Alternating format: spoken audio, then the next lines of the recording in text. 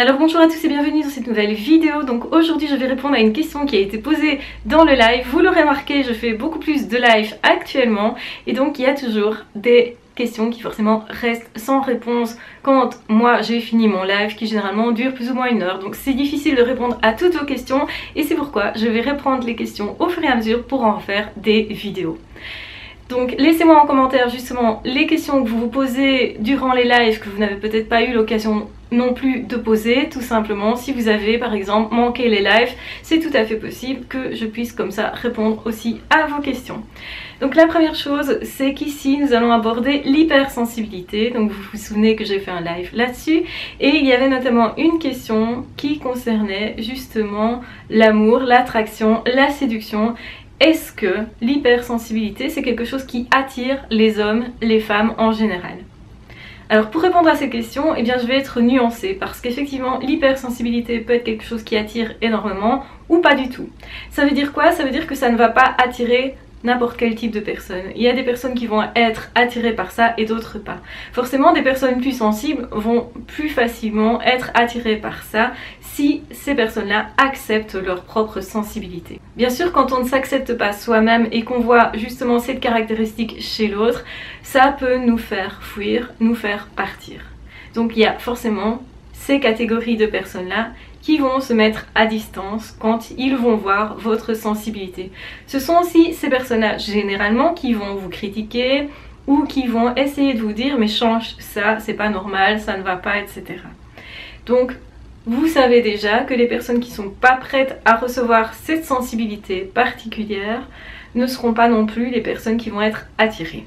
Donc en fait c'est plutôt une aubaine quand on y pense. Donc les personnes qui vont venir vers vous et qui auront perçu cette sensibilité ne vont pas être apeurés, bien au contraire, ça va les attirer. Pourquoi? Eh bien parce que chez eux, ils savent qu'ils ont aussi cette caractéristique et ils savent combien ça peut être merveilleux d'échanger quand on est deux sensibles justement face à face.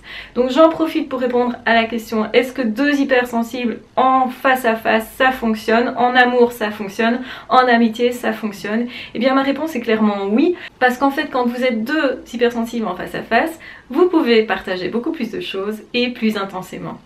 Et donc effectivement ça peut être merveilleux. C'est toujours la manière dont on va nous-mêmes recevoir notre propre sensibilité, comment on va la vivre nous, comment on va se gérer nous, comment on va gérer effectivement tout ce qu'on ressent et comment on va aussi accepter, accueillir ce que l'autre nous communique, nous dit ou nous montre. Donc quand on est à l'aise avec ça, on va plus facilement accueillir ça chez l'autre et même prendre ça comme un avantage pour justement partager, pour justement consolider la relation. En réalité, une relation, c'est quoi? C'est deux personnes qui ont comme objectif de bâtir ensemble quelque chose, donc qui ont le même objectif et qui vont faire en sorte de trouver des outils, de se remettre en question, d'avancer ensemble et justement de gérer tout ce qui pourrait être problématique, tout ce qui pourrait mettre un frein justement à cette rencontre, plutôt que d'alimenter la relation.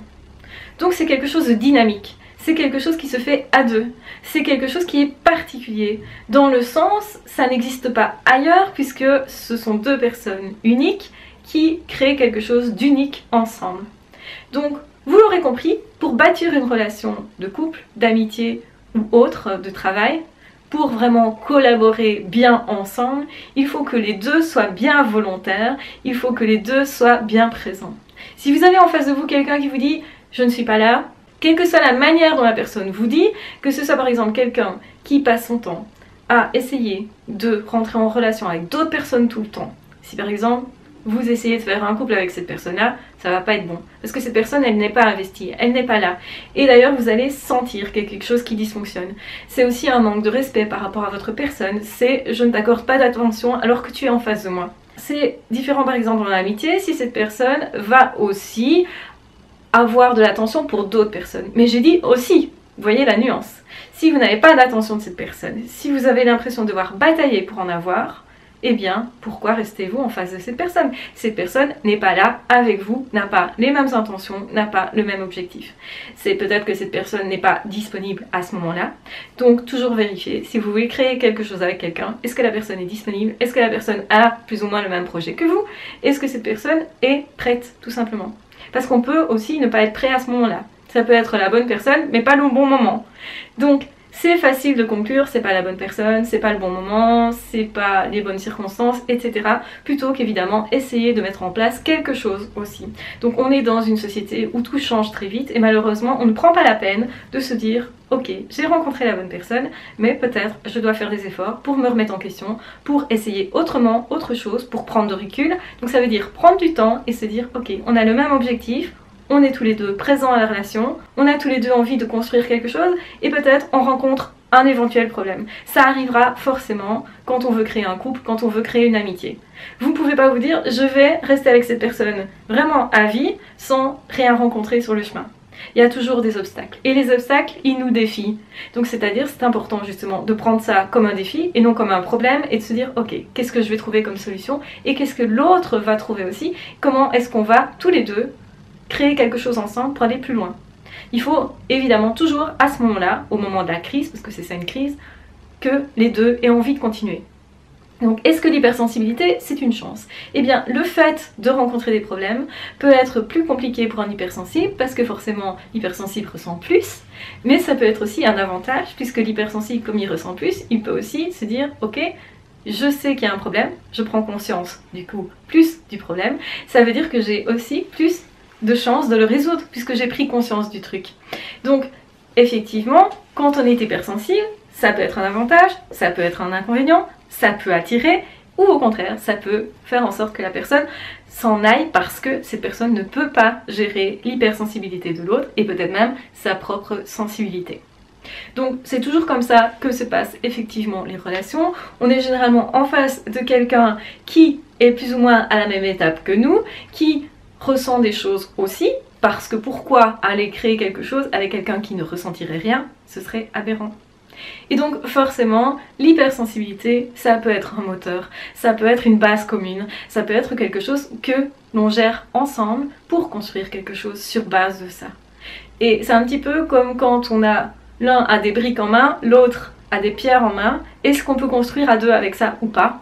Bien sûr que c'est possible de construire à deux, mais effectivement quand on a les mêmes matériaux, on sait mieux comment travailler avec. Et bien c'est ce qui se passe avec les hypersensibles qui forcément s'acceptent tels qu'ils sont, qui ont travaillé déjà sur leur sensibilité, qui se connaissent suffisamment bien, parce que ça aussi c'est un problème. Un hypersensible qui se nie, c'est un véritable problème. C'est quelqu'un qui va se fuir continuellement et qui va forcément aussi fuir les autres personnes qui vont le renvoyer à lui-même, à elle-même.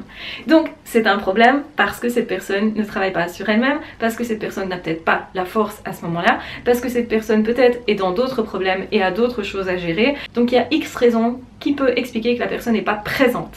Donc vraiment regardez, est-ce que la personne est présente? Est-ce que le fait qu'on me fuit éventuellement est dû à cette hypersensibilité ou à autre chose? Donc ça peut être du fait de la personne, ça peut être du fait des circonstances, ça peut être des faits extérieurs aussi. Et c'est facile de conclure que c'est d'office l'hypersensibilité qui fait fuir. Alors qu'en réalité, ça peut vraiment être un atout qui permet justement la connexion de deux êtres l'un avec l'autre. Qui peut aussi permettre davantage de ressentir de l'amour pour l'autre. Maintenant, forcément, l'amour ça ne se force pas. C'est quelque chose qui se rencontre plutôt sur le chemin, qui peut surprendre bien entendu. Et généralement, avoir une osmose avec quelqu'un, ça se découvre, mais ça ne se force pas vraiment. Ça veut dire qu'il y a des outils pour aider relationnellement, il y a des techniques effectivement pour aider la personne à s'attacher, à justement construire ensemble, mais vous n'allez pas forcer quelqu'un. À aucun moment vous n'allez forcer quelqu'un. Donc vous allez aussi vous dire, est-ce que moi je peux tomber amoureux comme ça sur commande? Pourquoi je tombe amoureux d'une personne comme ça et pas d'une personne comme ça? Et ce qui va vous toucher chez une personne ne va peut-être pas vous toucher chez une autre personne. Donc en réalité, n'oubliez jamais qu'on est attiré par ce que la personne est dans son ensemble, par son caractère, par sa manière de vivre, par toute une série de caractéristiques de la personne et aussi toute une osmose qui est ressentie et qui arrive parfois justement quand on ne s'y attend pas. Donc l'hypersensibilité, ça peut vraiment séduire et ça peut faire en sorte qu'on tombe encore plus amoureux parce que justement on sent qu'on peut partager vraiment, parce qu'on se sent particulièrement connecté avec ces personnes hypersensibles. Donc l'hypersensibilité attire et fait fuir tout cela en même temps et pas les mêmes personnes. Donc c'est simplement la conclusion de cette vidéo et donc du coup j'espère avoir répondu à la personne qui a posé cette question lors du live précédent. Voilà, je vous embrasse bien fort, je vous aime très fort, prenez bien soin de vous et de toute façon on se retrouve très vite dans d'autres vidéos ou dans d'autres podcasts.